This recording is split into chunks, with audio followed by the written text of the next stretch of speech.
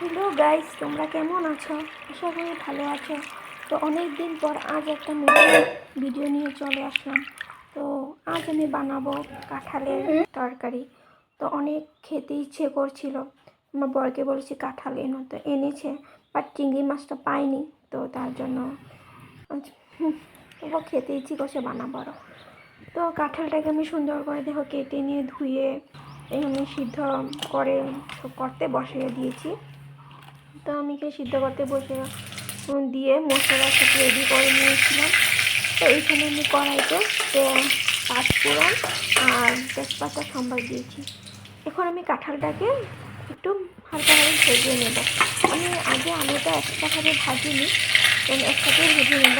ভেজে আমি হলুদ লবণ দিয়ে আর একটু সময় ভেজে তারপর মশলা দেবো। তো এখানে কাঁচা টমেটো এনেছিল, তো কাঁচা টমেটো খেতে খুবই ভালো লাগে। তো এখানে আমি কাঁচা টমেটো অ্যাড করবো।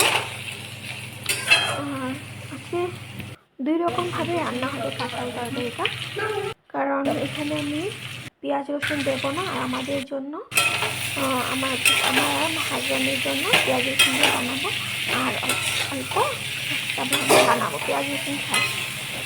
এখানে দেখো আমি ভালো করে এখানে কেটে রেখেছি টমেটো, পেঁয়াজ, রসুন।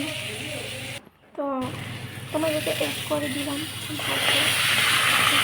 মশলা এখানে আমি আদা, কাঁচা লঙ্কা, গোলমরিচ পেস্ট করে রেখেছি, তো দিয়ে দিচ্ছি এখানে ধনে গুঁড়ো, জিরে গুঁড়ো, একটু কালারের জন্য লঙ্কা গুঁড়ো দিয়েছি।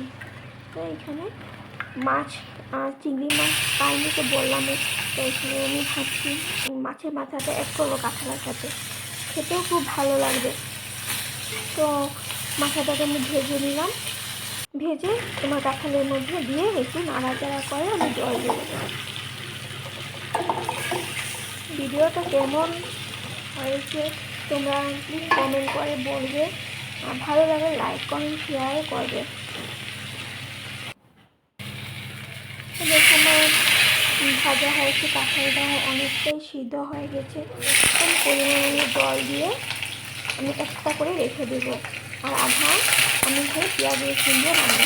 এখানে দেখে আমি কড়াইতে তেল গরম হয়ে গেছে, তো পেঁয়াজ হালকাভাবে ভেজে নিয়ে রসুনটা দিয়ে দিয়েছি।